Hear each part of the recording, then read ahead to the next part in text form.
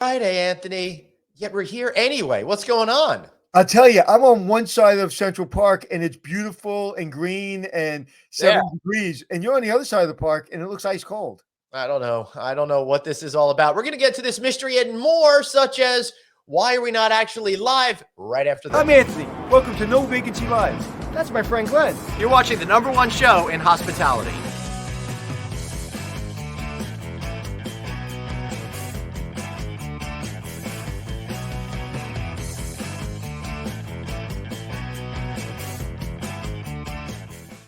Hey everyone, and welcome to a special pre-recorded edition of No Vacancy Live. We're giving you a special show today on Friday, February 4th, and I hope for those of you who are watching this, tune in tonight for Friday Night Out at 5 p.m. Anthony, this is exciting. Look at you in the fall. I'm in the winter. This is exciting stuff over here. Well, the gentleman that's going to come on, Dr. Primas, who is a longtime friend of mine and doctor, and we wanted to talk to him a couple of weeks ago in the height of what was going on in COVID, but obviously he was working 24/7, so he couldn't do it. So we wanted to talk about his personal experiences, and not so much COVID, but just kind of his personal experiences. And I thought it would be appropriate. He works on basically Central Park. So this is what his view looks like, even though it's on the first floor. So I figured that'd make him feel at home, even though he can just look out the window and see what we see. And I just want to look out the window and see what you all see with the winter. So let's welcome back to the show, Dr. Ronald Primas. Dr. Primas, the first time we did a show together, I was just looking, was March 14th, 2020, as everything was coming apart. And we were asking you, what is this COVID thing? Boy, oh boy, things have changed over 2 years, huh? It's amazing that we're in this 2 years deep, right? It's crazy. Yep. Anthony? Right? Yeah, Doc, when it first started, you were real busy, and you were going in with, covered up, and everybody didn't know, nobody knew who was going to die, not die. It was just really, really terrorizing for us laymen who were just sitting back watching it. Where you were going into the fire, like a lot of doctors and nurses and first responders.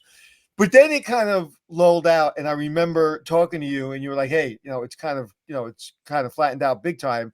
But then we got that spike. What was that? You want to pull up that graph, Glenn? Yeah, I've got that right here. You got that spike probably right about last summer. January, like this December 28th, 29th, whatever. And it spiked to a number that none of us could comprehend. Yep. And now it's fallen back like a ski slope. So what was it like the day you knew shit hit the fan? So first of all, the thing is that, I've been through this before with the previous version of SARS, not in this scale or scope, but so I had hazmat equipment left over from, the last time. So I knew how to deal with it. I didn't understand what the magnitude of this thing was going to end up being, but because the way SARS went away and MERS went away, I really at that point thought at some point this was going to kind of just blow over. Right. Both of those things, doctor, was like you read about it for 2 weeks in the news. Oh, this is happening in Hong Kong. This is the bird flu, but it's going to be a big thing, and then nothing. So coming into it, you have to assume the same sort of thing, right? It's going to be a whole hullabaloo and then go away. Exactly.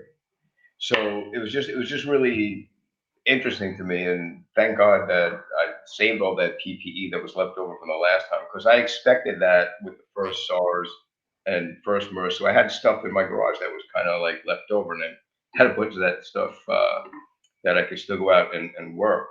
I didn't expect it to be anywhere near the kind of epidemic that it was. But there's a lot of misinformation out there. There was a lot of should you wear a mask, not wear a mask, is it on boxes, not on boxes, should you check your mail, leave your mail outside, that sort of thing. So that was kind of crazy trying to figure it out. And what I was telling people then was HIV has been around now for 40 years, and we're still trying to figure things out. Like, this is just unprecedented. This is just it's really new. It's affecting the entire population, and every single person's at risk. And we're still, figuring things out, right? just like we did back then. Like now we know that it's not. I mean, it's not going to live on surfaces for that long. It can, but it's not going to transmit any disease being on a surface and getting it through fomite transmission. Right.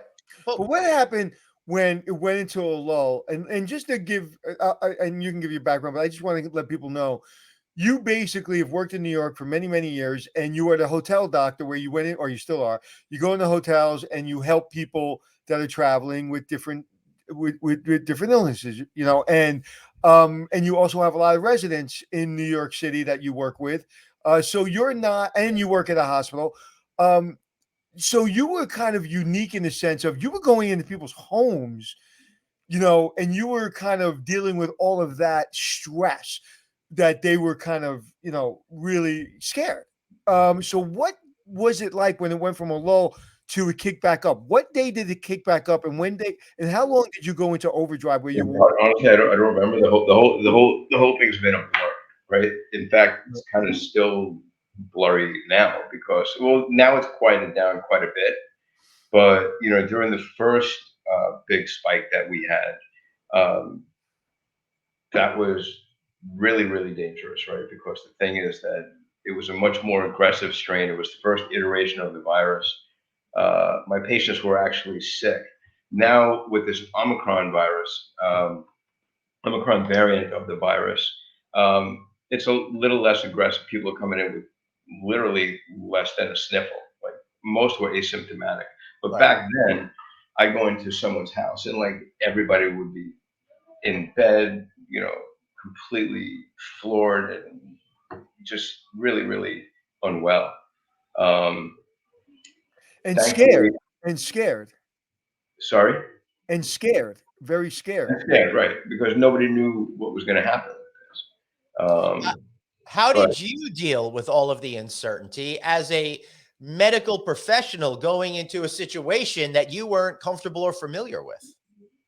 Well, I mean, you had to give supportive care. So for the patients that needed home oxygen supply, we Right. arranged for that. We arranged for IV hydration. And then, we were using whatever the standard medications that were allowed at the time No, I to, get that, but what I mean, doctor, is how did you feel as a human being, as a healthcare provider, being in a place of uncertainty where we didn't understand how this all worked, and you want to provide the best service, but you also don't really understand it, just as the rest of us were confused. I mean, I kind of understood it a little bit just based on the virology, the Right. previous viruses that I Because experienced. SARS has been around for a long time, and this is the Right, and latest. multi-drug resistant tuberculosis. There's a bunch of things that are very transmissible that I've seen before. So, So you're like 80, 85% understanding there walking right, in. which education is a really good thing because you have less fear, right? Right. That's So yes. I went, in, yeah. So I went into this thing maybe stupidly, really brave. I just figured, hey, I'm protected, and got all my hazmat stuff, and I mean, but I had like literally covered from head to toe, right? I Mhm. had I had the head cap, I had the face mask, I had the shield, I had the N95s, I had the booties, I had the gowns, like the whole thing. So Yeah. I went in mostly protected, so I felt kind of secure that I was going to be fine. Right. I was more concerned with, am I bringing things home to my family? Yeah. So what I would do is I would every night I would get home, I would leave all my stuff in the garage, and I would get undressed. I'd go into the go take a shower, and then finish my day at home. But I was actually more fearful for my family than I was for myself. Right. The other thing, as you guys know, that I exercise all the time, I eat right, I sleep well, and so my immune system I know is tweaked. So I had a lot less fear that anything was going to happen to me personally going into this because I was fully protected and in shape enough to know that, from all Right. around that I would probably be okay had I gotten it. Now, but I want to kind of zone in on one thing. I'm curious about this. When it was kind of flat and you weren't as busy, what day did it start getting busy? And then were you going to people's homes like 24/7? Was it because it got crazy, tripled, quadrupled what it was, even though it wasn't extreme as far as people were getting sick? I got it. I had Omicron 4 weeks ago. 4 weeks ago, it was bad headache, bad back pain. I was done, and I'm in good shape, and I eat healthy and all that. But I got a headache, and it went away. And So you got your fourth booster. I got the booster, and I'm saying that's your fourth booster. yeah, exactly. So thank God. Hopefully, I'm good. So I'm more about the personal feeling of when did it start again for you, and what was that 24 hour, 72 hour, 7 day, I don't know how long, of just complete chaos? Because I know you work around the clock. You say you get good sleep. Maybe you do now, but you used to not sleep at all. So what was No, that like? but the thing is, I trained back in the days in residency where we Yeah, I did know where this is going. 52-hour shifts, where it would be 100 and something hour work weeks, and believe it or not, your body gets used to it. That's how I was able to even do, for the last 30 years, doing the hotels, the 3, 4, 5 o'clock in the morning house calls. This was like that on steroids. And then it had a little bit of a lull, and it kind of subsided. But back in those days, it was just really, full on like it was when I was a resident, just constantly working. And what was the difference between the first round? We don't even have to talk about the first round because that we kind of talked about that. But now, what was it like in the second round? When you walked into somebody's home, when they came to see you, was there a lot less stress? Was there a lot less fear? Were people like, "Oh, I don't believe I got a cold," or whatever they were calling it? Like, what was it like? Well, look, so first of all, I'm vaccinated, so I had that level of protection. And so again, when I would go and see patients, I would bring the machine with me and test them, and then, most of them were positive because most people just, like I'm sure you instinctively knew that you had it. You may have Oh, thought it had. absolutely. My wife said I was wishing it upon myself because every day as I was getting sicker, she goes, I was testing myself. I had to test at home. I was testing myself and it kept on coming negative. And one day she went out to the store and I'm sitting there and I'm like, I got it. I don't care what my test says. I got this. And I went to the doctor and sure enough, PCR and the test, I got it. So but yeah, I was 100% convinced I had it and I did. Yeah, I mean, most people kind of sort of know. Right. But, again, maybe it's just foolish of me, but, I have this false or maybe real sense of protection. And like I said, protected with the vaccines. I wear the mask and I completely hazmat up. And so, But what were the people's feelings now? Were they less scared? Was it less more like, "Doc, I can't believe I have this shit"? Like, what was it? What was I their mean, emotion? this time around, people, again, just like myself, were more worried about their families Right. more than themselves, right? Because this particular strain is just so innocuous that, first of all, I think this is going to be our way out. I think if everybody ends up getting it, in fact, I haven't gotten it yet. I'm waiting for someone to cough on me so I can get He's just joking. He doesn't suggest that you should go it. I'm get it. joking. I'm Right. joking. But it's so innocuous. I think at some point everybody's going to either have A, herd immunity, or B, vaccinated. And I think right now in the United States, I read some statistics somewhere that we're almost at that 85% level right now, either people vaccinated or people who actually had the illness and have antibodies. So I think that we're in for a really amazing spring and summer. I think that if it pops up again, it'll probably be in the fall again. This is going to end up being a seasonal virus, right? So just like right now, if someone has influenza, that influenza that you're seeing right now is a Mhm. direct descendant of that Spanish flu that happened in 1917, 1918. Wow. It gets less aggressive over time, right? So the way viruses work is they don't want to kill the host, right? They want to survive just like we want to survive. And they're going to keep mutating down until there's almost like a symbiotic relationship where you will be able to get the virus, coexist with it, not die of it. And I think that's where we're heading. At this point, we're transitioning from a pandemic to an endemic, right? Right. So we just basically have to live with it. And I think that um, having the Omicron variant is our way out. Now, every once in a while, we are going to be faced with, just like we were in 2009, like an H1N1 type of variant where it will be very aggressive. It will, maybe cause hysteria and some people to unfortunately pass away from this. But, I think for the most part, we're headed in the right direction right That is really good news So, to so do hear. you think so does it seem like there will be another variant next year, or will it be the same now. variant? Like, so the way these things work, And the there flu is, is like that, right? pardon? Flu is different every year. We just call it the Really flu. different every year, right? Yeah.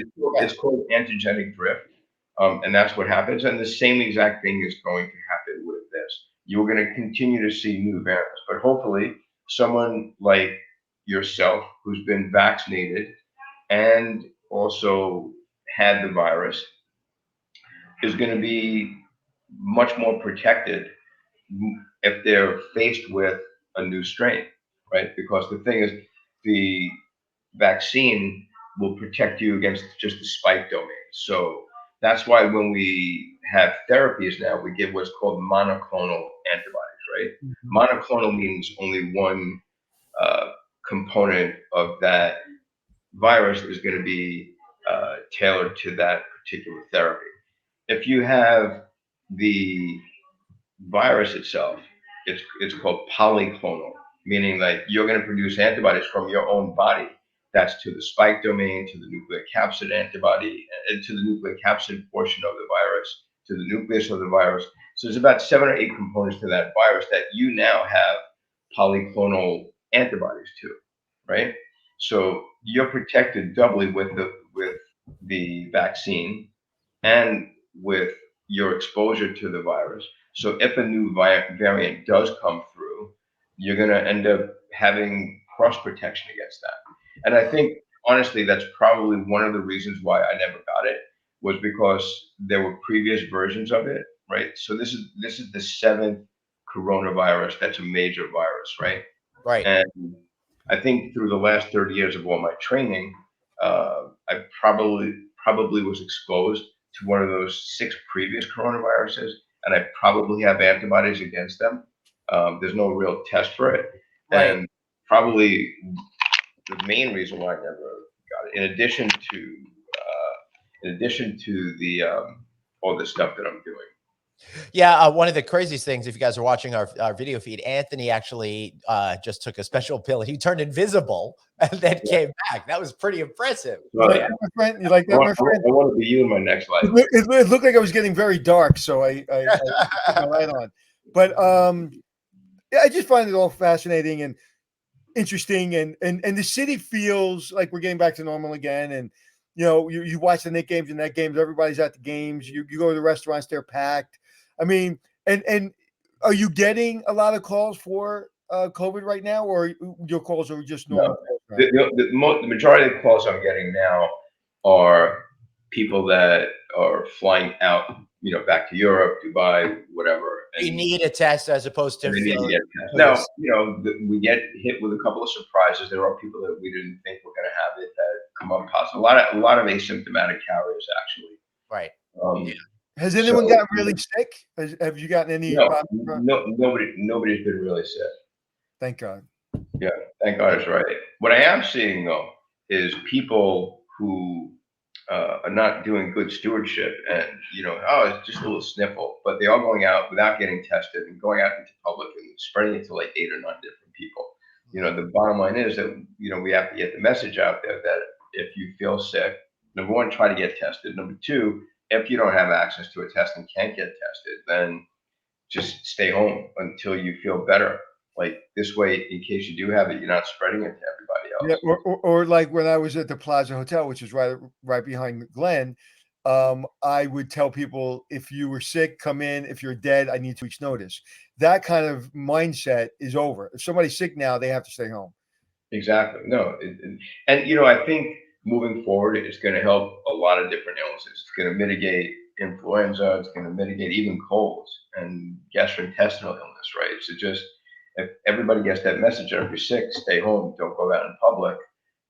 It's for good public health reasons. It's going to be good not just for COVID, but for any other illness that's communicable. Why, as a country, we talk about everything, but we don't talk about health? Like you're a healthy person. You work out. You eat really, really well.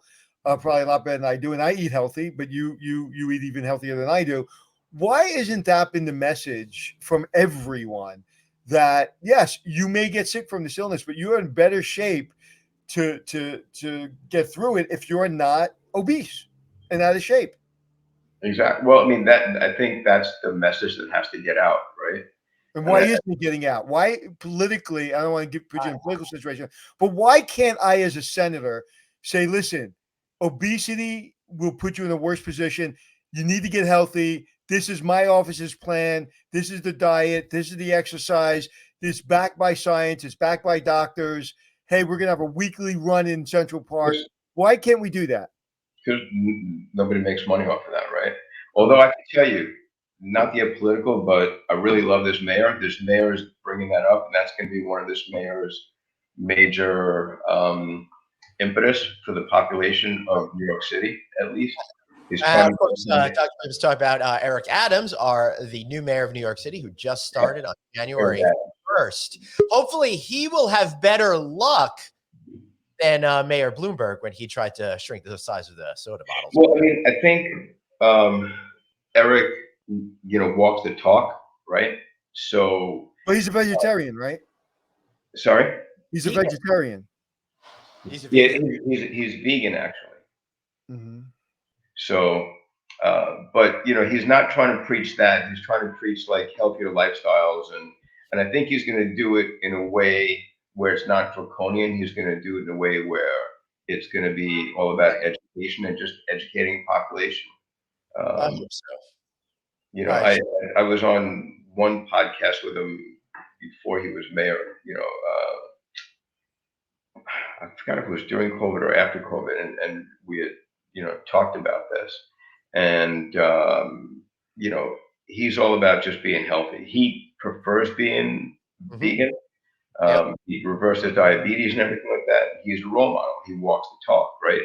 But I think he's just one person, right? I think if we can get mayors and governors and everybody else to talk about this and show people what the benefit of exercise and eating right and sleeping well is in preventing a lot of disease, not just COVID.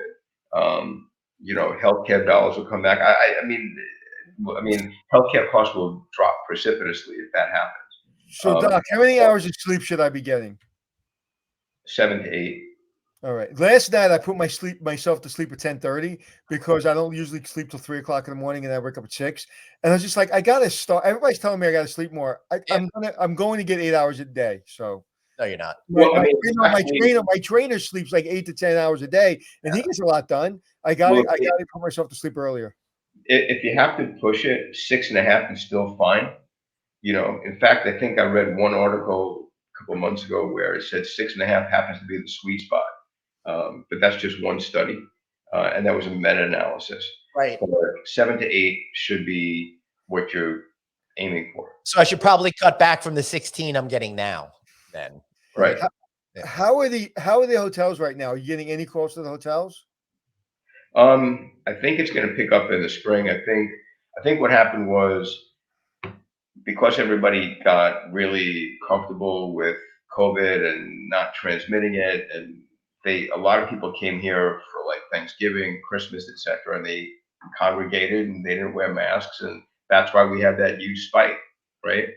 And then what happened was then you had that fear factor after that spike, and everybody went home, and nobody's coming back for fear that it's going to spread like it did during the Christmas holiday season. But I think that we're over that. I mean, I think we're not seeing anybody with COVID now. I mean, it's very rare. It's really died down. I think people are going to really start getting comfortable coming back, and I think people are going to. I think we're going to have a gangbuster like spring and definitely gangbuster summer. It's going to be because look, people have been locked down for so long. People have that travel bug, and everybody's going to want to like leave. And I guarantee you, so far, look, I'm not tooting my own horn, but you guys know me for like a while. And so far from the last podcast, so far everything I've said has come true, right? Yep. Yep. Basically. And I know you now, I think what? You're only 40, so I know you what, 50 years? Exactly. You're older than me and you look 20 years younger than me. That's because I didn't shave my head. I actually gotta shave my head. Dr. Ronald Primas, thank you so much for being here. This was really great. Let's get you back on when things are amazing again. All right. Get some sleep. All right. Thank you so much. Thanks, Doc. Have a good one. Bye-bye. Well, that's good news, Anthony. But I thought it was really interesting to understand what a medical practitioner was going through during this particular surge in this crisis. Yeah, and as you can see, he's very much a medical professional. So he's constantly talking about the medical and kind of like the patient, and very rarely of what he was going through. Like, because it was like, hey, that's my job. I that's what I do. I gear up and I go. And it's not a lot of thought about what he was going through. But yeah, I've known him over 20 years, and he's been great. Matter of fact, I gotta go get a checkup. I always tell him, I call him up, go, hey, I'm coming for a checkup, and I don't come in for a checkup. Well, you should probably go ahead and do that at some point. All right, Anthony, let's get out of here for the weekend. What do you think? All right. Peace out, brother. Yeah, peace out. And check us out. We're on Apple Podcasts, iHeartRadio, wherever you download your podcast. Well, you can find No Vacancy live there. Or if you're feeling frisky, check it in with Anthony and Glenn. Find me at Traveling Glenn. He's at Anthony Hotels. Anything else? No, sir. I think that is it. It was great to see Dr. Primas again. Yep. Excellent. Sure was. All right, everybody. Have a great day. And remember, you've only got one life, so blaze on, Ed. Be kind to yourself. And do a disappearing act. See you all later.